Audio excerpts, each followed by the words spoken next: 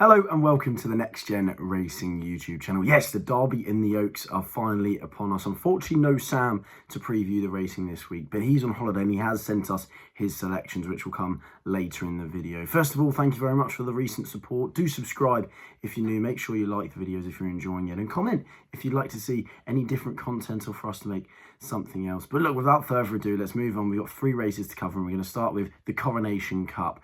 And in there we have Pile Driver, who's your 15-8 favourite. We have Manobo at 9-4. High Definition, who of course ran a cracker in the Tattersalls Gold Cup, is 4-1. Huckham is 5-1. Living Legend is 14-1. And Pallavicino, the outsider of the field, is 100-1.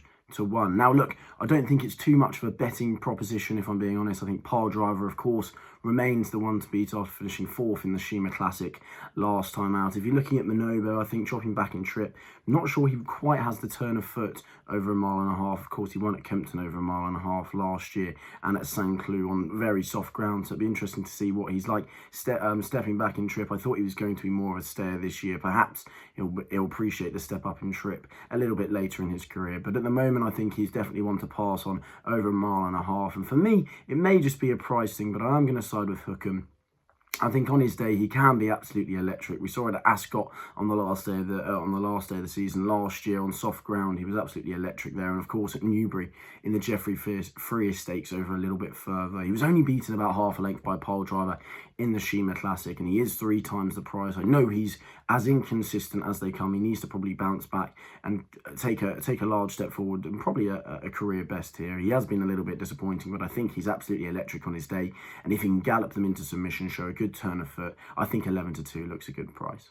I am on holiday, missing one of the biggest previews of the year, so I do apologise for that, but I've let you take the reins, and obviously I'm going to have to give my thoughts. I will start off with the Coronation Cup. I actually think I'd give a chance. I think Manobo and Pile Driver are clearly the ones to beat. High Definition put in a career best, I think, last time out, put in a mega run. But I'm going to give a chance to Living Legend, probably the 2 places each way around, sort of 10-11-1 here.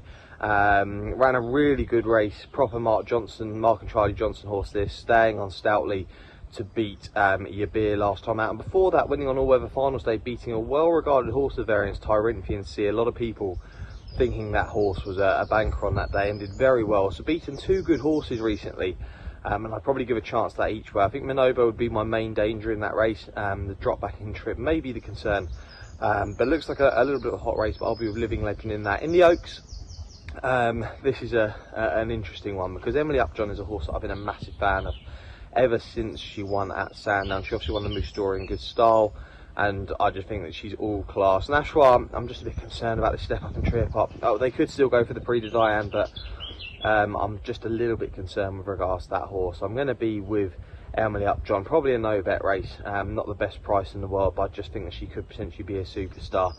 And obviously if she does win this Oaks in good style, she's obviously going to go a clear favourite like most Oaks horses do for the Arc in October. So there we are, Sam's thoughts on both the Coronation Cup and the Oaks. In shock, he's gone for the favourite in the Oaks. Now, only joking there, but look, Emily Upjohn, of course, take nothing away from her. She arrives unbeaten, she travels, she shows a turn of foot, and she does look very classy. However, she's 11-8 for the Oaks, and of course, me being me, I'm going to try and get her beaten. I don't know if Nashwa's going to stay the 1.5 miles. I think she looks a bit more speedier. Perhaps 1.25 miles is kind of where she's going to be seen to the best of her capabilities. Interesting that Ryan Moore has opted for Tuesday instead of Concert Hall.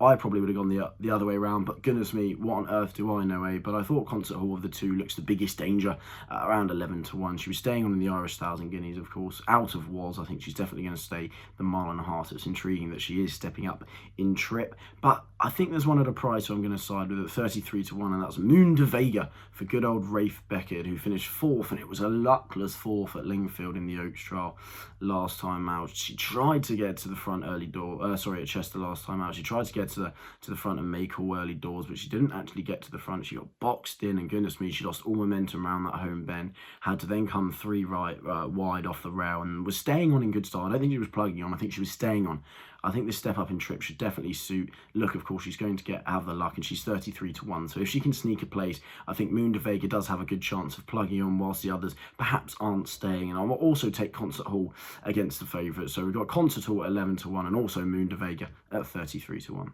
And of course, to finish, we have the Derby itself in memory of the late, great Lester Piggott. And the market looks like this. You got your impressive Dante winner, Desert Crown, is 7 to 4. Stone Age is 4 to 1. Nation's Pride, who has of course been supplemented after winning the Newmarket Stakes, is 7 to 1. Changing the Guard, 9 to 1. Pisbadal is 10 to 1. Star of India, 16 to 1. Walk of Stars is 18 to 1, and it's 22 to 1. Bar those 17 runners go to post a wage war in the Derby. And what a Derby this could turn out to be. Now look, there's only one place to start, and it is the impressive Dante winner, Desert Crown. I'm not usually one to opt for a hot favourite in a big classic, but I do think he could just be the classiest in the race. He's one of the classiest favourites I've seen for quite a few years. But look, his win in the Dante, it was only his second run under rules, and I mean, although he was only meant to be 70-80% fit, he put them to the sword in good style. I think he's going to stay a mile and a half. I mean, he definitely looks in good order at that Newmarket Racecourse Gallop, which he did. Of course, if you looked at the video on Twitter, which I saw, which I know everyone saw, he put solid stone to the sword, and the way he lengthened his stride and put 4 or 5 lengths in between them both was very impressive. I think he is going to stay a mile and a half. 7 to 4, perhaps on the short side, but I do think he is definitely the one to beat, and he's going to be my selection. Going through a few of the other runners, Stone Age, of course, was incredibly impressive at Leopardstown in the Derby trial. He's probably going to go well for Aidan O'Brien, but I don't know why. But Aidan O'Brien in the Derby of late, I do kind of like to look elsewhere, because of course we have a lot of hype, and I do think most of his runners are a point or two shorter than they should be. Nation's Pride was very impressive in the Newmarket Stakes, should appreciate the step up in trip, ticks a lot of the boxes, but I do think 7 to 1 again is perhaps on the short side. If there is one other price, I think Nahani's been completely overlooked. He's 25 to 1, of course, has Epsom experience. Charlie Appleby's definitely been putting down his chances, that's for sure. And of course, it's Adam Kirby in the red Godolphin cap of Adayar last year. He's a big type. I think he's gonna go further and further. He could be one for the Queen's Vase at Royal Ascot, so I'll definitely be keeping an eye on how Nahani goes. But I do think it revolves around Desert Crown. And now let's hear Sam's thoughts. Desert Crown, speaking to Jack plenty about this horse, and the stride of this horse is so amazing. Look, could be anything. I know that there's no Group 1 winner in this field, but there are so many horses that could genuinely become superstars. So I do think it could still be a good Derby. I think we have got some hot horses in there.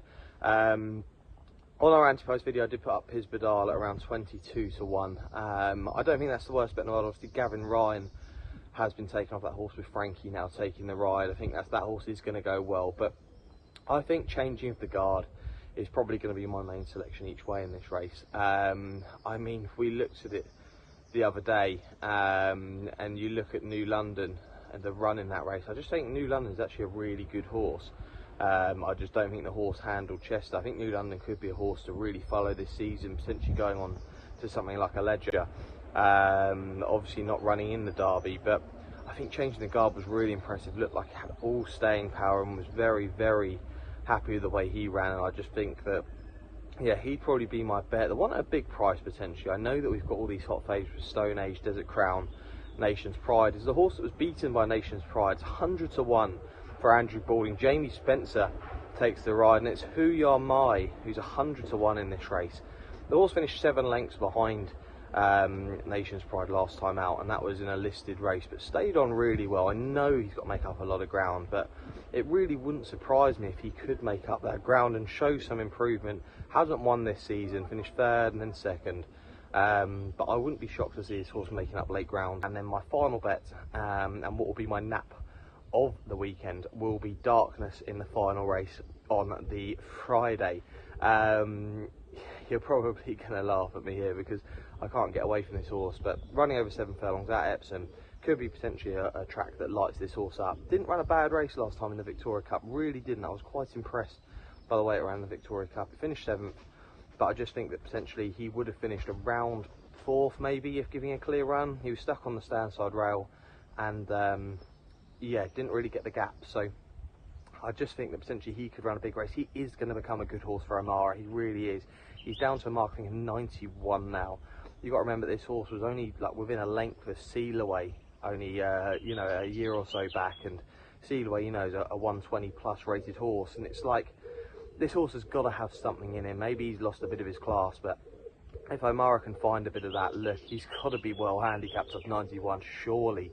Maybe he wants a bit of softer ground. I know we're not expecting any more rain probably until Saturday morning, and he's running on the Friday in the last race. But yeah, Darkness is going to be my nap of the weekend, and my next best is going to be Living Legend each way in the Coronation Cup. And then we also have Sam's nap and next best. And it'd be rude of me not to give mine. I think as a whole this weekend is definitely going to be more of a watching brief, and hopefully we'll be able to look back at some cracking racing and see some future stars go on into the future. But look, it's going to be the Rafe Beckenham Rob Hornby nap and next best double. The next best is going to be Keep Bidding in the Woodcote. It's the opening race at Epsom on the Friday. She was bustled about at Nottingham last time out. She had to wait for room about over a furlong out, but she ran on in good style under a hands and heels ride. Hopefully she'll be able to take another step forward. I know a lot of money has come for her, but she's 7-2, and hopefully she'll be able to go close in the Woodcote. And the nap is going to be Moon de Vega in the Oaks. She's 33-1, but hopefully she'll be able to take a step forward. I don't know if she'll have the class to win it, but I do think with extra places being played, she may be able to sneak a place, and hopefully at 33-1, Moon de Vega will be able to go well. And that's it. That's all for this week. Of course, just a short video previewing the Derby and the Oaks. Of course, the Coronation Cup's in there as well. Make sure you do like the video and subscribe if you're enjoying the content, and hopefully we'll see you next week.